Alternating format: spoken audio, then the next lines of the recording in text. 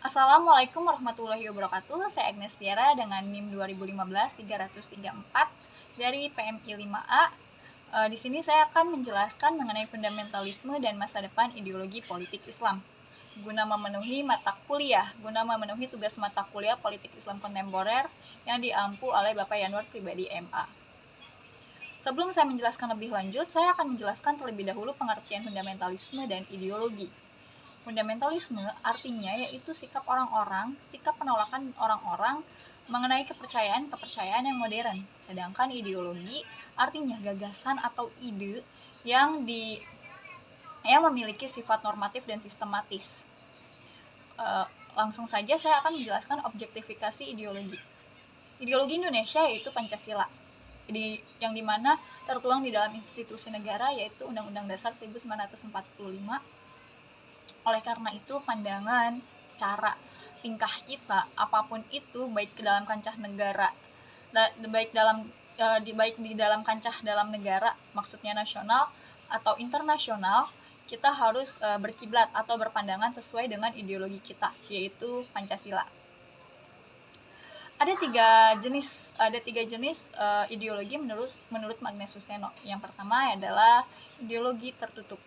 Ideologi tertutup ini adalah ideologi yang tidak diambil dari masyarakat, melainkan dari golongan elit yang dipropaganda lalu disebarluaskan ke masyarakat. Sedangkan ada yang kedua, itu adalah ideologi terbuka. Ideologi ini berbanding terbalik dengan ideologi tertutup. Ideologi ini diambil dari suara masyarakat guna memenuhi kesejahteraan masyarakat. Dan ideologi ini memberikan suara penuh kepada masyarakat dan memberikan keputusan penuh kepada masyarakat, baik dalam keputusan beragama, keputusan mengambil suara, dan keputusan berpandangan politik. Lalu ada ideologi implisit. Ideologi ini diambil dari kepercayaan masyarakat guna tentang kehidupan manusia, hakikat kehidupan manusia gitu. Lalu ada membaca peta awal ideologi politik Islam. Islam lahir dari sebuah wilayah yang tak bernegara, baik dalam administratifnya, itu belum bisa dikatakan sebuah negara. Demi memberikan hukuman kepada masa itu kepada orang-orang pelanggar norma seperti penjinah, pemabuk, pembunuh, jadi Islam membutuhkan kekuasaan. Islam pun berkembang sehingga pada masa itu terlihatlah wilayah Islam dan non-Islam. Kemudian politik pun diperlukan di situ. Dan untuk memberikan hukuman kepada pelanggar norma, maka Islam membutuhkan kekuasaan. Hukum membutuhkan kekuasaan. Oleh karena itu, politik atau hukum itu butuh kekuasaan untuk memerintah atau seseorang untuk memerintah. Lalu di sini juga saya akan membahas tentang berawal dari fundamentalisme. Untuk melihat fundamentalisme sebagai fenomena sosial dalam sudut pandang untuk melihat fundamentalisme sebagai fenomena sosial, maka kita bisa melihatnya menggunakan sudut pandang Martin McCarthy.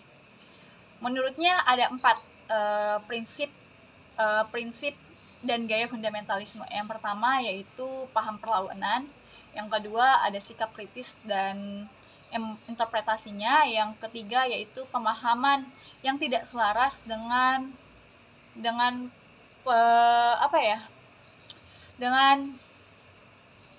pandangan kaum fundamentalisme. Yang keempat yaitu penolakan terhadap perkembangan historis dan sosiologis gitu. Lalu ada masa depan politik Islam di Indonesia.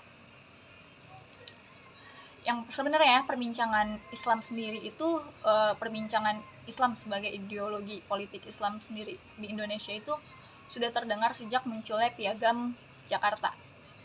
Ketuhanan dan kewajiban menjalankan syariah Islam bagi pemeluknya. Begitulah isi teks rancangan undang-undang pada masa itu.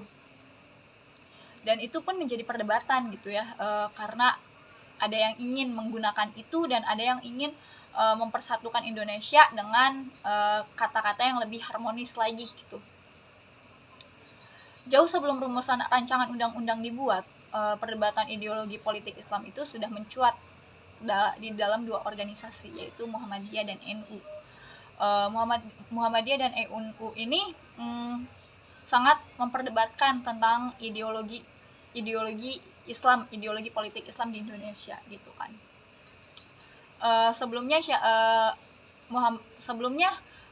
Muhammadiyah yang kental dengan budayanya, dengan NU yang kental dengan modernnya. Oleh karena itu perdebatan itu didominasi lah oleh kedua organisasi tersebut. NU yang menjadi partai politik pada tahun 1955, sedangkan Muhammadiyah yang melebur ke Masyumi. Debat antara dua kubu pun didominasi mengenai ideologi politik Islam ini. Pemilu 1971, namun kedua ormas tersebut tidak kuat karena adanya Orde Baru. Debat soal politik Islam